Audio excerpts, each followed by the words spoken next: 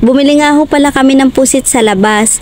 Pagkarating ko nga ho pala dito sa boarding house, ari nga ho pala ang ginawa ko. Hinati ko nga ho sa 5. Pagkatapos, inalis ko ho yung laman loob ng pusit. Saka ko ho siya hinugasan ng mabuti. Nakapaggayat na nga rin ho pala ako dyan ng bawang at saka ng sibuyas. Pagkatapos nagsalang na nga rin ho ako dyan ng kawali. Kapag mainit na, maglalagay naman tayo ng mantika.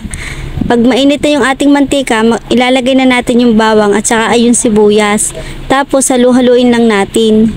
Kapag mabango na ho yung amoy at abot na ho sa ating kapit boarding house, edi ilalagay na ho natin aring pusit. Tapos halu-haluin lang natin. Maglalagay din tayo ng pampalasa, ng toyo, umami, paminta. Pagkatapos halu-haluin lang ulit natin para mag-mix yung mga lasa. Atin mo na hong tatakpan para mabilis maluto yung ating pusit. Pag nakulo na, maglalagay naman tayo ng suka, pampalis ng lansa. Maglalagay nga ho din pala ako dyan ng siling pula para medyo mahalang-halang naman. Yan nga pala guys, luto na yung ating adobong pusit. At pwede na tayong kumain.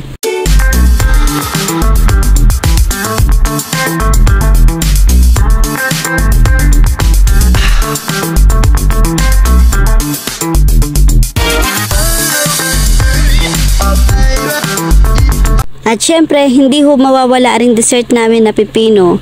Ready na ho yung aming pagkain, kain ho tayo at samahan nyo ho kami.